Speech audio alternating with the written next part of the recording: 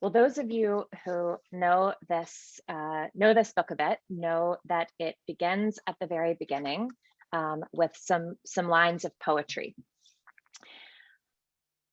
My heart is moved by all I cannot save. So much has been destroyed. I have to cast my lot with those who age after age perversely, with no extraordinary power, reconstitute the world.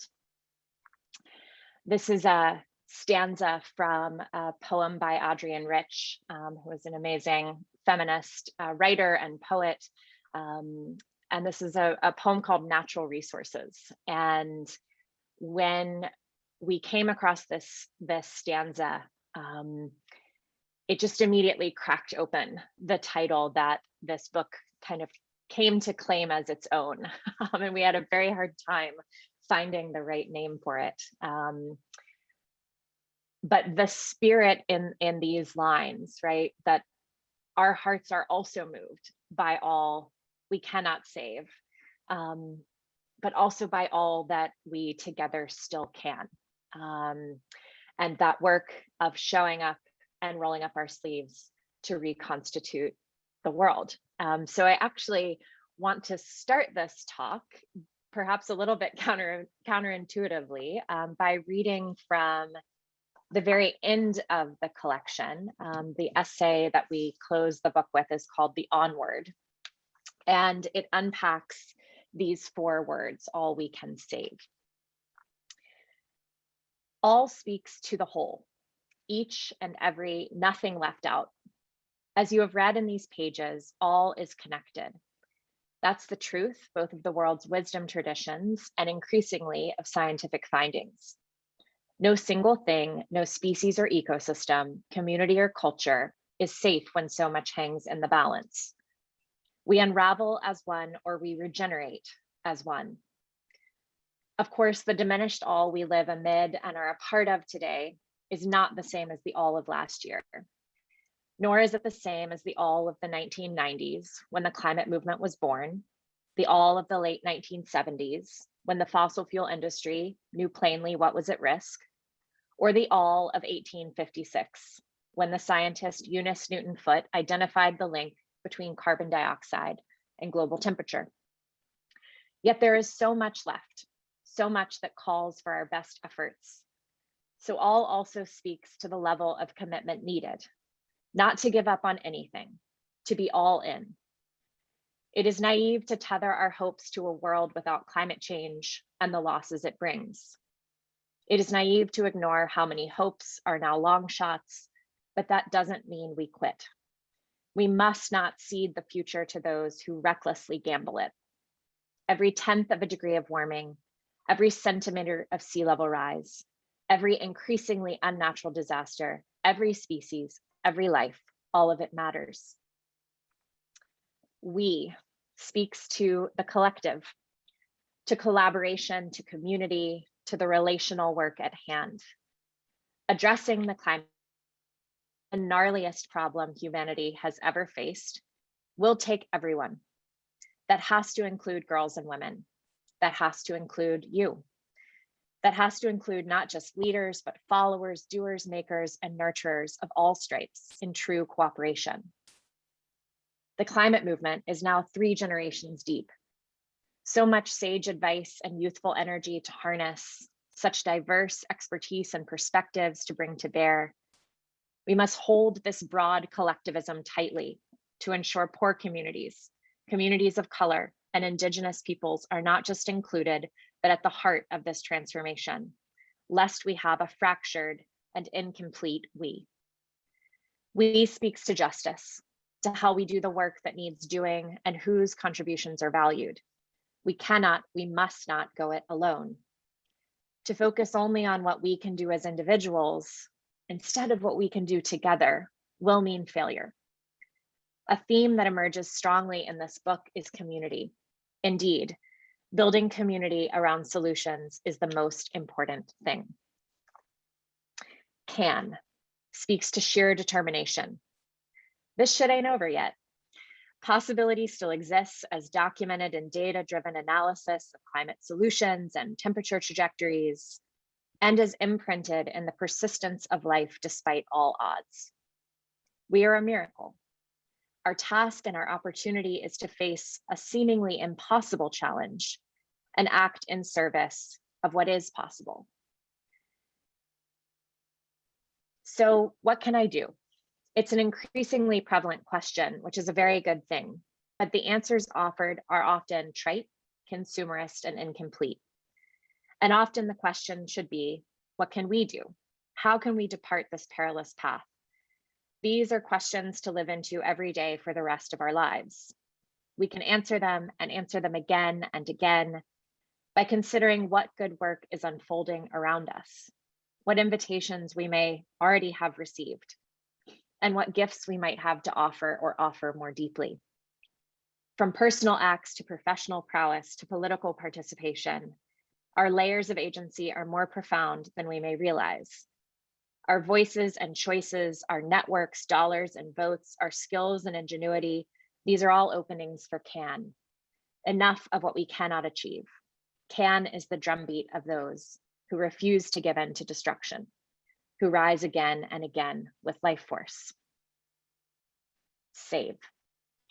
Save speaks to our opportunity and our duty to protect nature, ecosystems, species, and one another.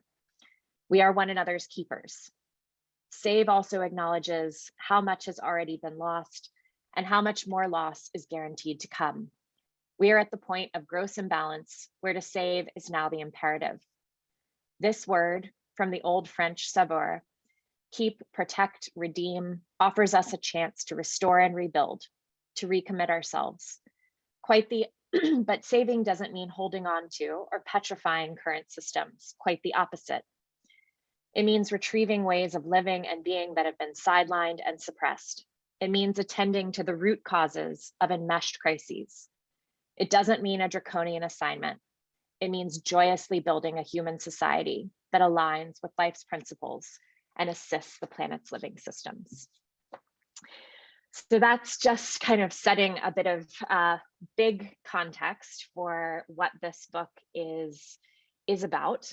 And the truth is that it was actually born from sort of a fit of frustration that Ayana and I shared about the imbalance of voices in the climate conversation, about the ideas and the perspectives that get sidelined, the solutions that get ignored. It's a frustration about sort of a status quo approach that hasn't gotten the job done, has not adequately welcomed people in. And most importantly, a frustration about the better futures that are possible, but keep getting delayed or denied because we have that fractured and incomplete we in the climate space. And so our hope with this book was to be a bit of a counterbalance, a bit of a kind of intercession into that situation. And the pages of the book hold writings on, as the subtitle suggests, truth, courage, and solutions for the climate crisis from 60 women who are leading the way in all sorts of different roles and using different skills in this space. So it melds essays, poetry, art, and really tries to invite kind of a whole human approach to a topic that has often been kind of limited to the domains of just science or just policy or just engineering. And these things, of course, are deeply necessary, but they're also not the whole story. So we've really tried to create more of a kaleidoscope in this collection for how we think about the challenge that we face. It's a really mighty chorus of contributors, and we certainly wanted this book to be kind of an amplification of their work and their wisdom and their visions. But this project is not about, 10 individuals or 60 individuals. It is really about what we hope is a much bigger kind of blossoming of a kind of leadership that we think is really critical to get to a just and livable future. And so that is what I want to primarily talk about today, kind of what transformational leadership looks like in this moment. So Ayana and I first came together back in 2019.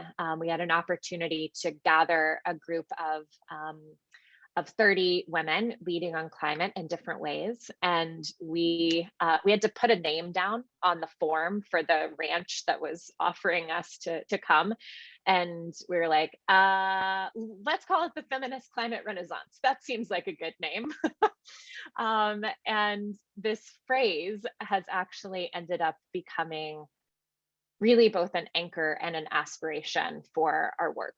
That this is, we hear a lot of language in the climate space about fighting and revolution and rebellion and revolt. And certainly I feel the need for those things a lot of days. But at the root of it, I think we're trying to do something that's more creative and life-giving than any kind of war language can capture. And we like this terminology of Renaissance as a rebirth, right? A renewal, kind of new shoots from old roots. And what's really interesting is that we find some really powerful roots when we go all the way back to the earliest days of climate research. And the passage that I read mentions Eunice Newton-Foote. She is perhaps someone you've never heard of. She very rarely gets the credit she's due. Kamal and I both did graduate work at Oxford, where lots of things are named after John Tyndall. We don't even have a photograph of Eunice Newton-Foote. But in 1856, she did some experiments, I think essentially in her backyard, that led her to theorize that changes in carbon dioxide in the atmosphere could affect the Earth's temperature. And she had some pretty simple tools: an air pump, 2 glass cylinders, 4 thermometers, and she tested the impact of carbonic acid gas, which is what they called carbon dioxide at the time, against common air. And she found that the cylinder with carbon dioxide, when placed in the sun, it trapped more heat and it stayed hot longer. So she published a paper 165 years ago that was called Circumstances Affecting the Heat of Sun's Rays. And I'm sorry, this is a little bit blurry. This was 3 years before John Tyndall, who was an Irish physicist, published his own more detailed work on heat trapping gases. And it's that work that is typically credited as the foundation of climate science. So it begs the question, I think, did Tyndall know about Foote's paper? That is unclear, but he did have a paper on color blindness in the very same issue of the American Journal of Science and Arts as Foote published her study. There were not tons of journals at this time, so it's very plausible that he came across her work. But in any case, Ayana and I have often found ourselves wondering if Eunice ever found herself remarking in whatever the mid-1800s version would be of like, dude, I literally just said that. And here's the interesting thing. She was not just a scientist. She was also very involved in the early movement for women's rights. And what you can see here is the Seneca Falls Declaration of Sentiments, which was written in 1848 at one of the first women's rights conventions in the United States. Both Foote and her husband signed it, which I think is interesting. And also interesting, John Tyndall opposed the right to vote for women. You really can't write this, you can't make this stuff up. But what's interesting here, right, is that a commitment to equality and a commitment to science have sat together from the very beginning. And so we like to think of Eunice Newton-Foote as being perhaps the first climate feminist. And climate feminism is, we think, exactly what we need today. having just closed out the hottest decade on record. And that's because our planetary crisis has never been gender neutral, not in its root causes, not in its impacts, not in its solutions. So let's kind of unpack these different threads just a little bit. The Pentagon has this language about climate change being a threat multiplier from the perspective of national security. But it's a term that's actually much more broadly applicable because climate impacts make existing vulnerabilities and injustices worse. This is especially true for women and girls who are living under conditions of poverty, so facing greater risk of displacement or death from extreme weather disasters. We see early marriage and sex work, which are sometimes last resort survival strategies, being precipitated by droughts and floods. We see growing proof of a link between climate change and gender-based violence, including sexual assault, domestic abuse, forced prostitution. Of course, we hear a lot about the challenges of collecting water or wood or growing food, which are tasks that often fall on female shoulders, hard on a good day and even harder as our planet changes. And the ripple effects of those challenges for health, for education, for financial security are very real. And these are all things that we are already seeing today at roughly 1 degree Celsius of warming. And it means that gender responsive strategies for climate resilience and adaptation are super critical. And it also means that we will never get to gender justice without bold climate action. So, like it or not, these things are entangled. And so it's maybe no surprise then that all around the world, we are seeing women and girls, as well as non-binary individuals, making enormous contributions to the work of healing our planet, right? From research to solutions to campaign strategy, art exhibitions, policy, right? You name it, it is happening. And yet, in virtually every space where we make critical climate decisions, women are underrepresented. That is true in executive leadership of big green organizations. It's true in UN climate negotiations, media coverage of the crisis, business, finance, engineering, the political systems and legal systems that create and uphold change. We don't have gender parity in climate leadership basically anywhere except for the youth climate movement, as far as I can tell. And it's also very well documented that girls and women, especially girls and women of color, receive insufficient and inequitable financial backing for their work on climate.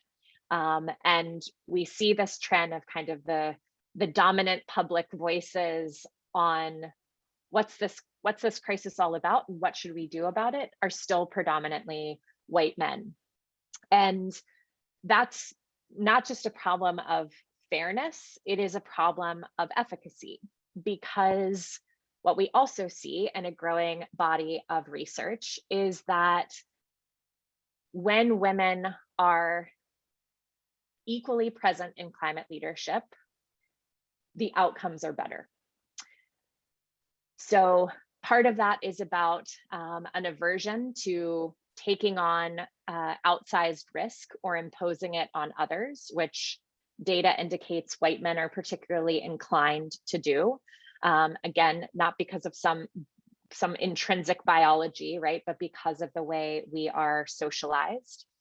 We see that women who are lawmakers more strongly support environmental policy and stricter environmental laws.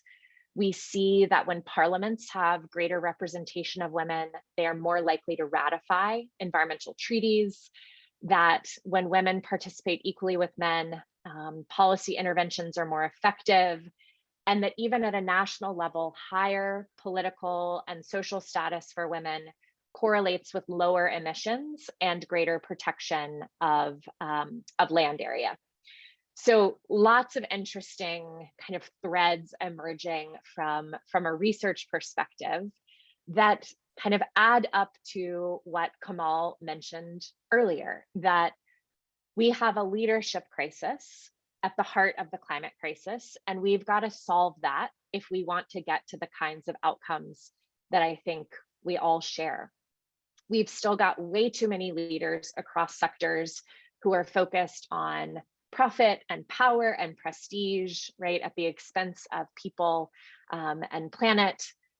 And while the climate crisis, of course, is most proximately caused by greenhouse gas emissions, it is a set of social and political and economic systems that are driving those emissions and making them so very hard to rein in.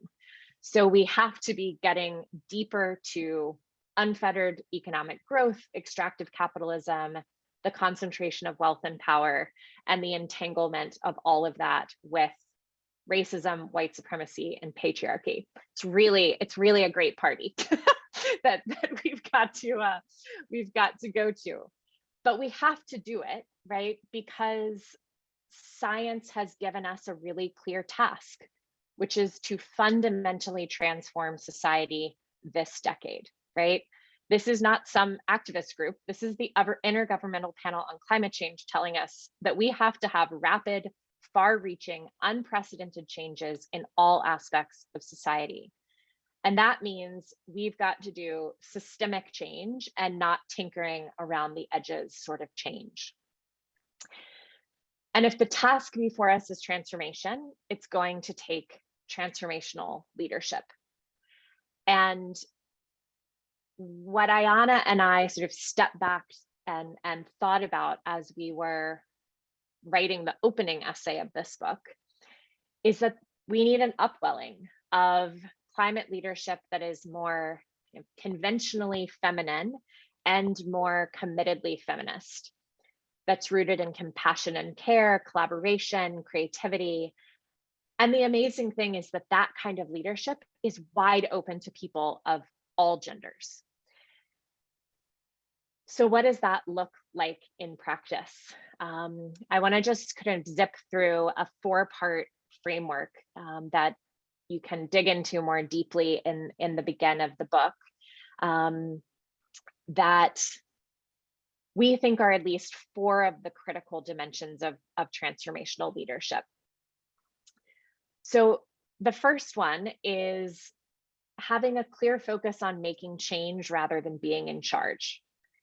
This seems sort of obvious, right? But we get tangled up in ego, competition, control, these kind of traditional patriarchal dynamics that impede good work, run folks out of the movement, keep people on the sidelines or playing small. And what's possible, right, when we stay focused on results and release some attachment to the commander's seat? We think it looks like joining instead of duplicating, sharing resources, passing the mic, celebrating one another's successes. And it definitely looks like cultivating a practice of listening really widely and deeply.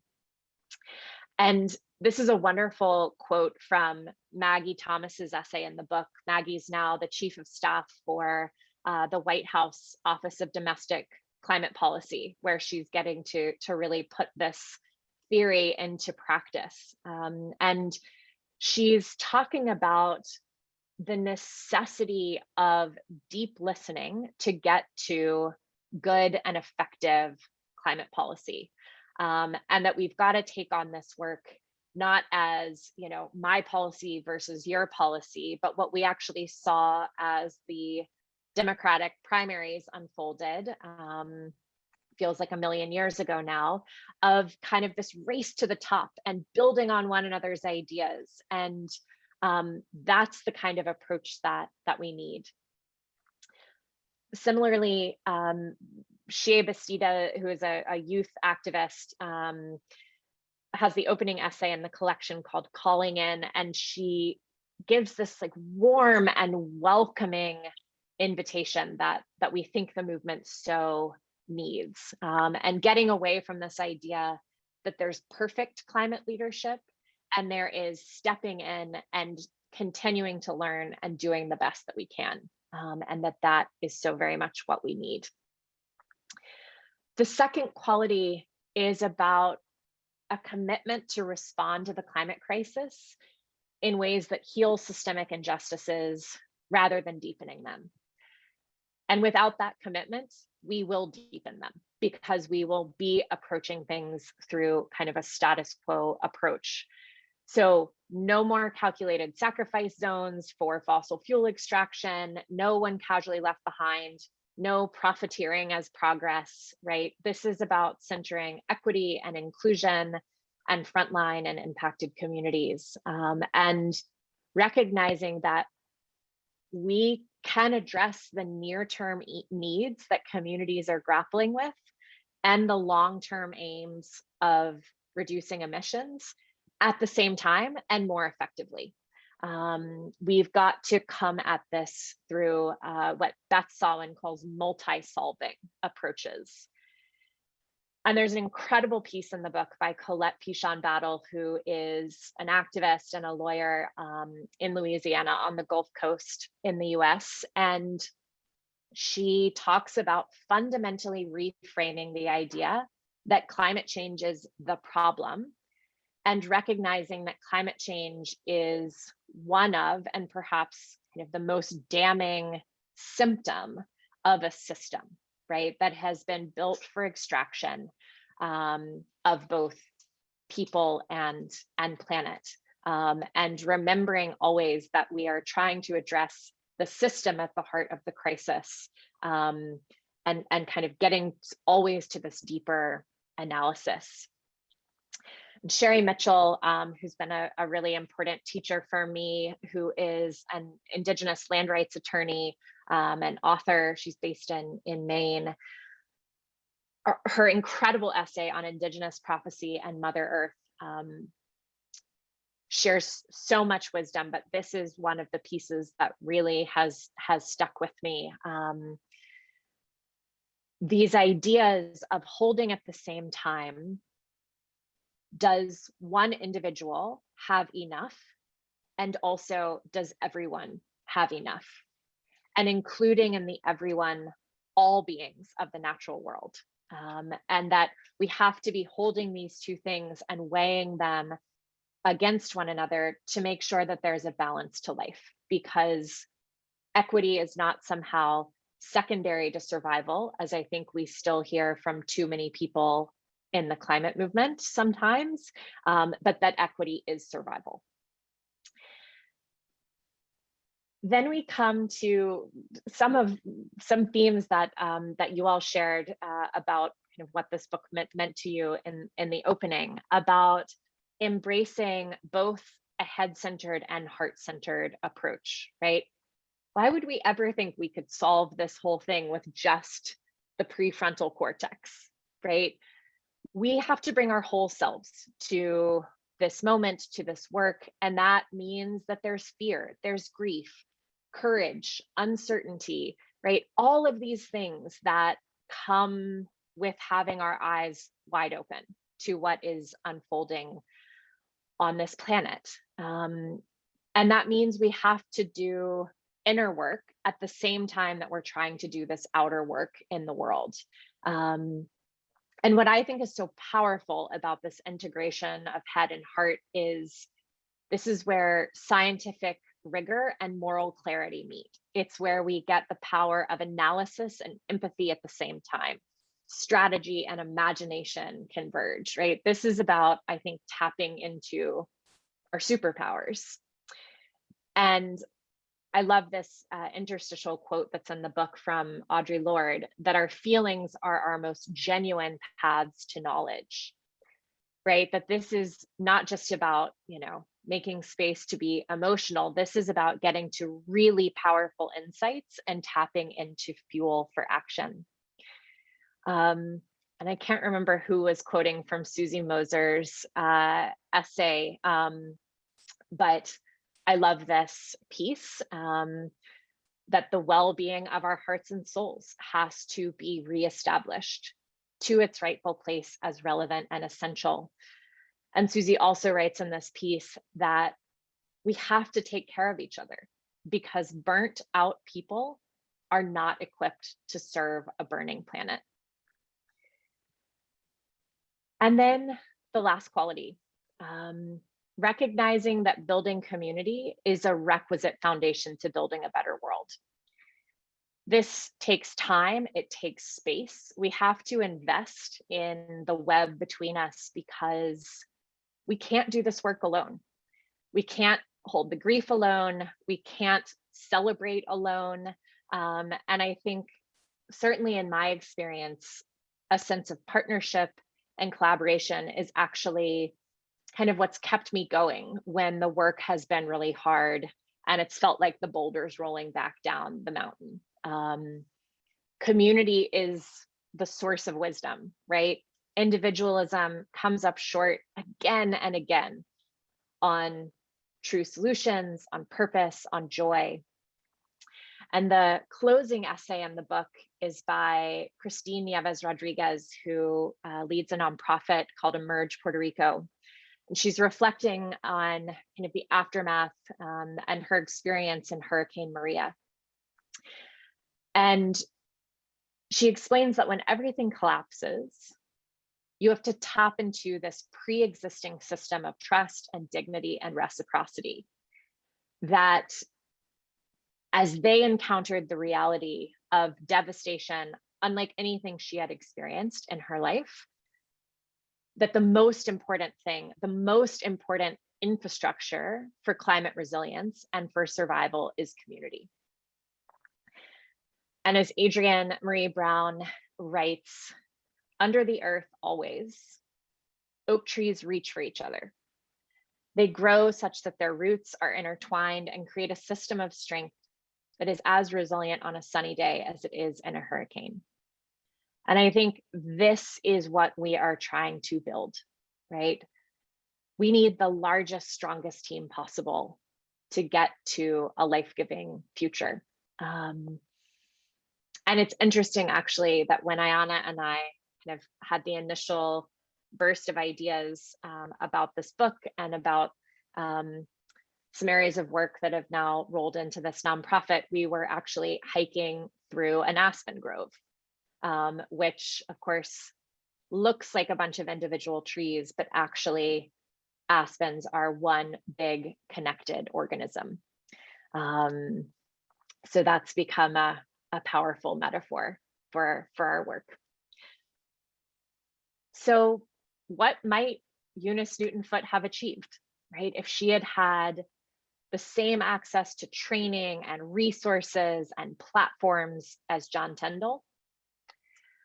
What if she'd had a rich community of collaborators? The unfortunate thing is that we can only imagine, but while we cannot go back to 1856 and rewrite that chapter, we can hear and heed and support climate feminists today. And we can be climate feminists, whatever our gender.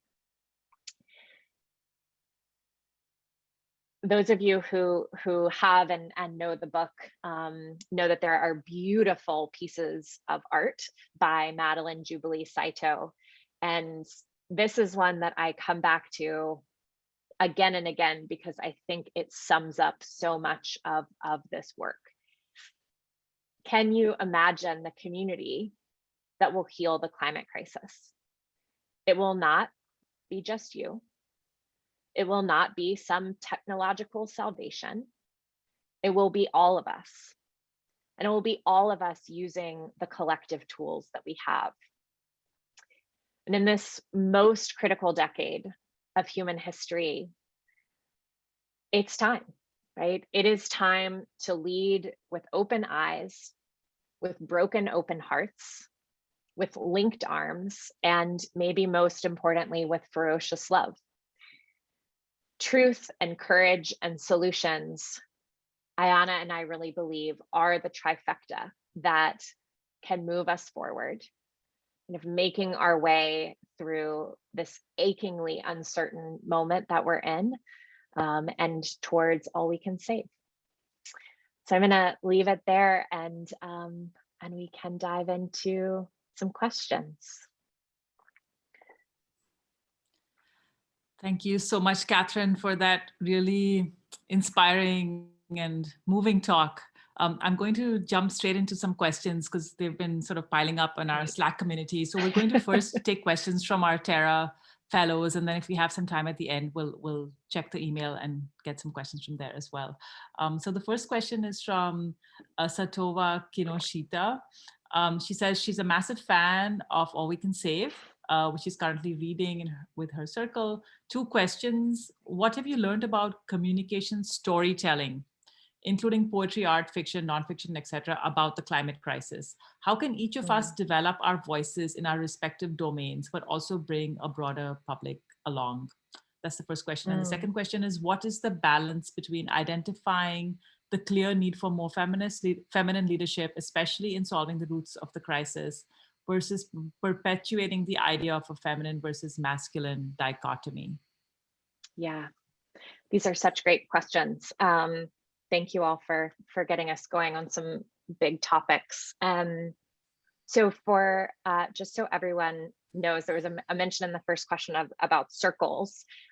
So when the book came out, we also rolled out kind of a very sort of light touch facilitation guide for a series of 10 small group conversations that map to the 10 sections of the book, to try to help folks do some of that community building, right, and have space for kind of deeper and more generous dialogue than we sometimes get on the climate crisis. So if anyone wants to check out more about that, allwecansave.earth/circles is where all of that lives. And I think on this point about communication, the idea of a chorus has really stayed with me in this work, right? That there are essays by 41 people, all of whom have entered this work kind of through a different doorway, all of whom are approaching it in a slightly different way, even though there's a lot of kind of shared analysis and common themes among them. Ayana and I cannot remember exactly the moment when we realized this book needed to have poetry, but now we can't imagine the book without poetry. And there was a woman who said to me recently, some days I just can't handle any more facts. And on those days, I open All We Can Save and I read a poem. And I think that there's something right about kind of what parts of our beings we have receptivity in a given moment, right? What we can lean into, right? Sometimes we're really hungry for like meaty, intellectual, research heavy, data driven stuff. And sometimes we need help sort of feeling our feelings and knowing we're not alone. And so I think there's something really beautiful about melding together these different ways of approaching this topic. And even just within the 17 poets in the book, right? There are very different approaches that are represented. So I think it's another underlining of the importance of we in the way that we approach climate communication.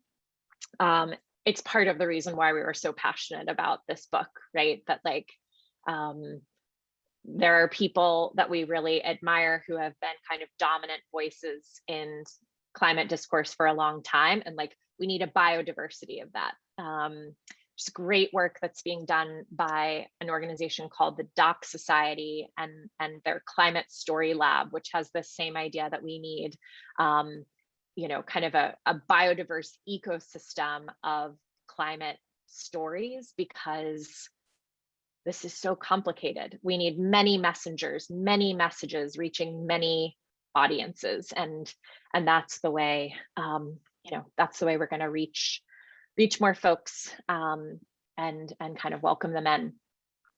On the second question, I think there's so many ways that language comes up short in kind of naming the things that that we're trying to name. And I think men and women and gender and feminism, like all of these things are, I think, have their limitations. I shared a quote from Sherry Mitchell, and I've learned a lot from her on this, and from kind of Indigenous perspectives about the spectrum of masculine and feminine, and the way in which these kind of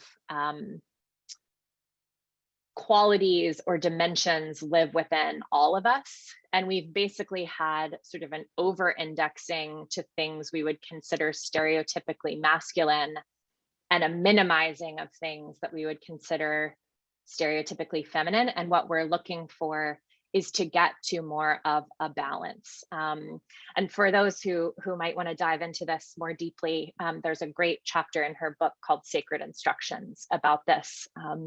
But that's sort of how I make sense of it, right? That it is about, again, it's about that sort of kaleidoscopic capacity, rather than just we approach things in this one way and this one sort of set of approaches is better.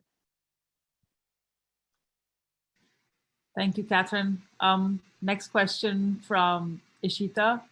And I'm going to combine this question actually with one from Till, because I think it's sort of related. So Ishita says, what do you think of the impact of individual action as compared to larger collective action, systemic change in creating useful solutions to climate change? And Till's question, I think it's related in some interesting ways. In the context of injustice, what is your assessment of the recent climate tech investing boom and the usage of existing systems of capitalism to deploy solutions versus the need to change the system itself first before inequality and injustice increase? Yeah. Oh, these questions are so good. I want to come hang out with Terra community all the time. So Kamal, it has just vaporized from my mind. Repeat the highlight of the first one again. It's individual action compared to collective action in creating useful solutions. Yeah. So I love this question and this topic, so much so that actually the first episode of A Matter of Degrees, which is the podcast Leah Stokes and I co-host, is about this very question. So if you want to dive into that, degreespod.com is the website. It's on all, sort of podcast platforms. But it's a really persistent question, and we wanted to grapple with it, in a 50-minute segment, as opposed to what I will try to do here of like 60 seconds.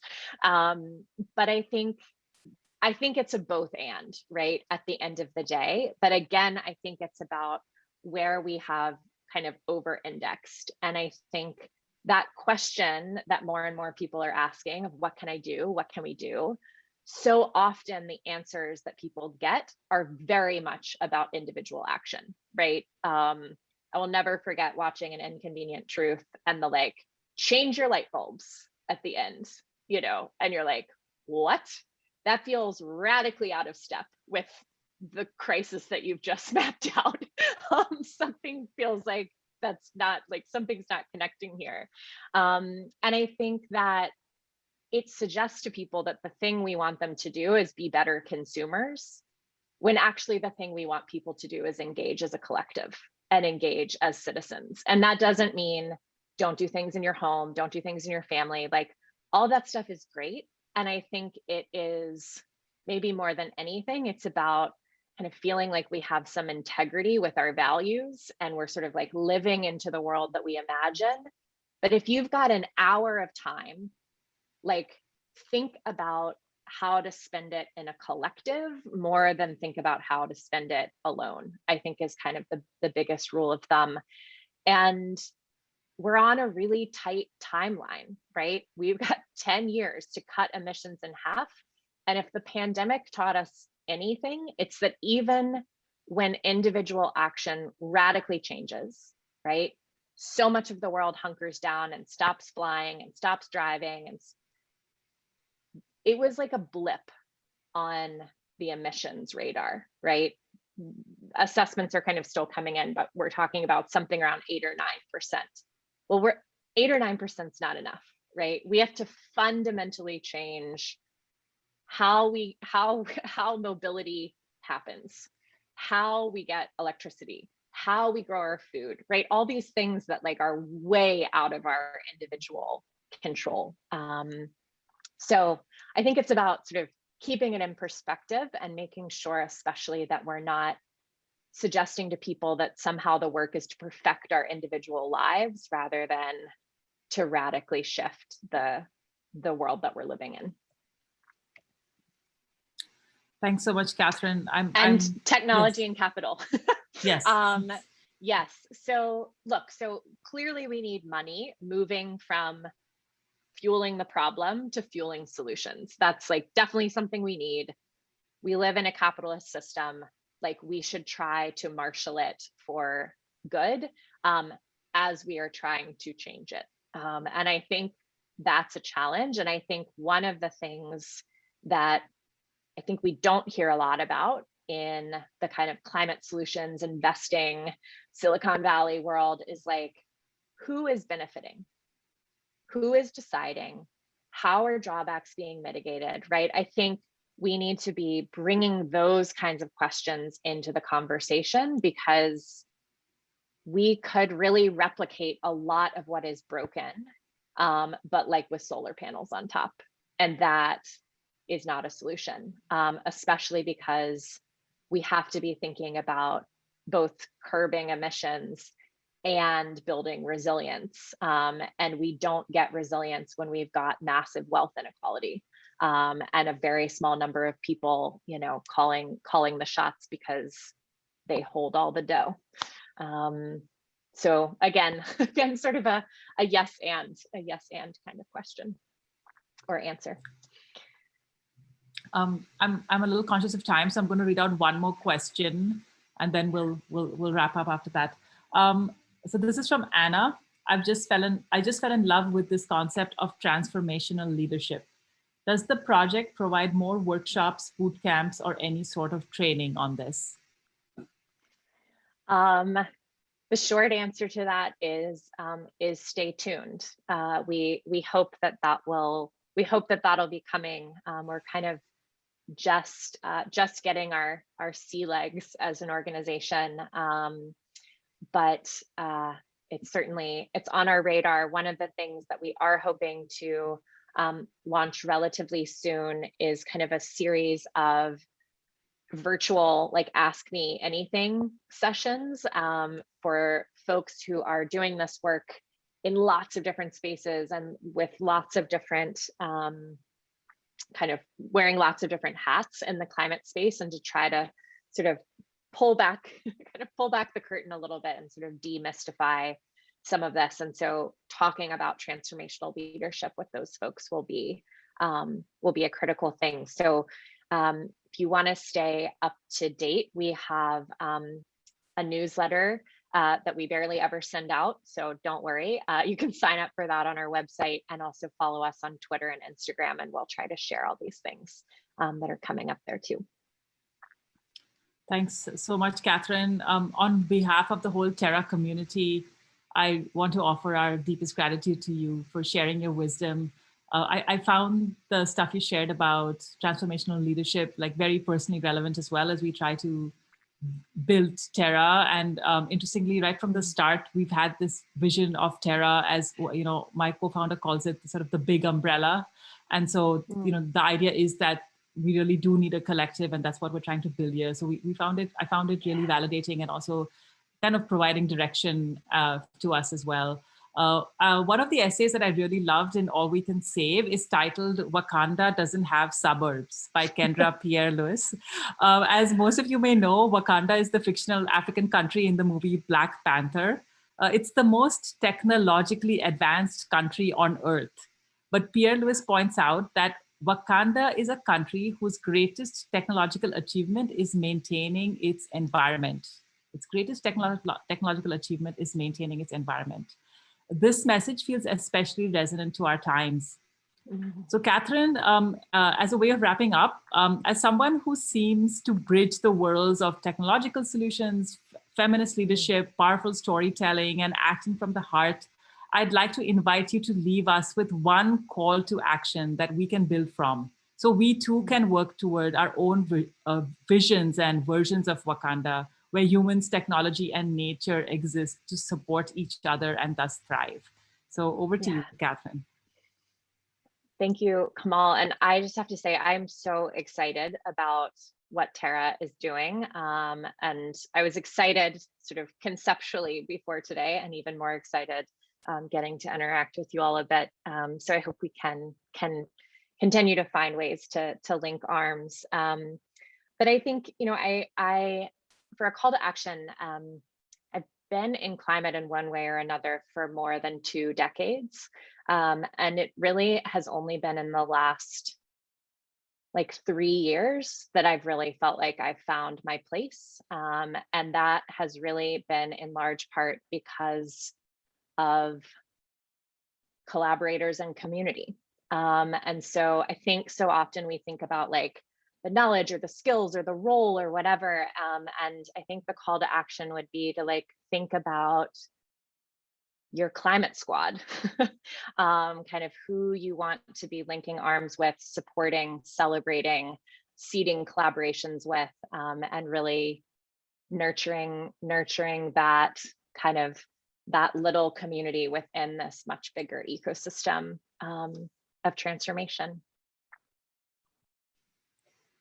Thank you so much, Katharine. That's really a perfect call to action, not just for us at Terra, but I think for everybody.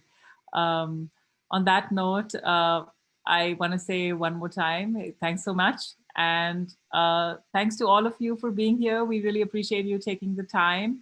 And please do check out All We Can Save. Check out the website. You can check out the circles as well, that Katharine spoke about. And we'll also pick up at Terra and figure out more ways to collaborate and work together. So thank you, Katharine. And aloha from Hawaii. Thank you so much. That was so Bye, everyone. great. Thank you. Have a good rest of your days, evenings, Yes. good nights. Thank you.